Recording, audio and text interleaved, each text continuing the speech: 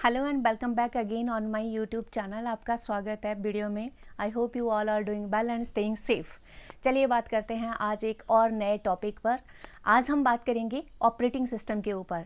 जब हम सिस्टम को ऑन करते हैं तो सबसे पहले जो सॉफ्टवेयर उसमें अपलोड हो रहा होता है उसको हम बोलते हैं ऑपरेटिंग सिस्टम। ऑपरेटिंग सिस्टम का क्या काम होता है? ये सिस्टम के हार्डवेयर और सॉफ्टवेयर और रिसोर्सेज को मैनेज करता है। ये यूज़र को एक ऐसा प्लेटफॉर्म प्रोवाइड करवाता है जहां पर हम अपने रिक्वायर्ड डिज़ायर्ड एप्लीकेशन सॉफ्टवेयर को क्या करते हैं, इंस्टॉल करते हैं और उनके ऊपर हम काम करते हैं।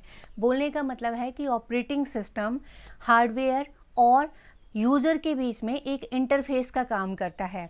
इसमें हमारे पास लिनक्स और विंडोज़ सबसे ज़्यादा यूज़ किए जाने वाले ऑपरेटिंग सिस्टम है, जिनको ज़्यादातर यूज़र पूरी दुनिया में सबसे ज़्यादा यूज़ करते हैं। आज हम बात करेंगे कुछ ऐसे रीजंस के ऊपर जिनकी वजह से लिनक्स जो है वो विंडोज़ ऑपरेटिंग सिस्टम के कंपैरिजन में बेटर परफॉर्म करता है, specially for coder, programmer and for students also. इसके यूज़ करने के लिए हमें विंडोज़ की तरह कोई लाइसेंस और कोई की नहीं लेनी पड़ती है। इसके यूज़ करने के लिए ये हमें फ्रीली अवेलेबल होता है और हम इसको कभी भी इंटरनेट से डाउनलोड कर सकते हैं और इसका यूज़ करना स्टार्ट कर सकते हैं। लिनक्स की परफॉर्मेंस ने बहुत सारे टेस्ट में विंडो 8, विंडो 10 और विंडो 11 तक को पीछे छोड़ दिया है। ये इसलिए भी पॉसिबल हुआ क्योंकि लिनक्स जो है वो लाइट वेट है as comparison to Windows. Linux को बेसिकली उसके ट्रांसपेरेंसी और सिक्योरिटी के लिए बनाया गया था। जिस तरह से विंडो इंस्टॉल करने के साथ हमें एंटीवायरस इंस्टॉल करना पड़ता है, ये सब हमें लिनक्स में नहीं करना पड़ता क्योंकि ओपन सोर्स है और इसका कोड लाखों डेवलपर को अवेलेबल है। तो इसके कोड में जो भी छोटी मोटी गलतियां होती हैं उनको फिक्स करते रहते हैं। इसी की वजह से लिनक्स के लिए जो वायरस होते हैं वो बहुत कम होते हैं जो इसको अटैक कर पाते हैं एज कंपैरिजन टू विंडोज़। तो लिनक्स ज़्यादा सेफ हुआ in term of security as comparison to Windows.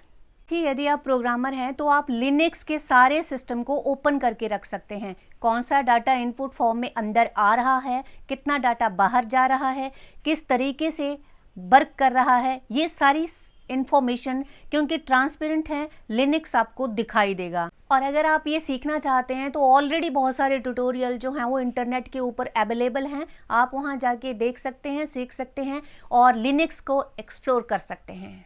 यदि लिनक्स को यूज़ करने के लिए आपके पास टेक्निकल नॉलेज नहीं भी है तो आप इसको विंडोज़ सिस्टम की तरह भी यूज़ कर सकते हैं, जिसके लिए आपको किसी भी टेक्निकल नॉलेज की या डेवलपर या कोडर होने की ज़रूरत नहीं है।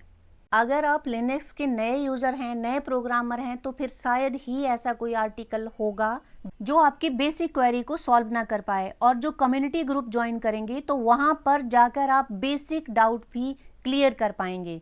लिनक्स की कम्युनिटी काफ़ी वाइब्रेंट है, उसकी कम्युनिटी को नए नए मेंबर ऐड होते रहते हैं और नए नए आइडियाज़ के साथ आते हैं। इसके साथ ही लिनक्स के लिए लिनक्स फाउंडेशन है जो नॉन प्रॉफिटेबल ऑर्गेनाइजेशन है, जिसका एम इसको लोगों तक पहुंचाना है और इसको टेक्निकली एडवांस रखना है।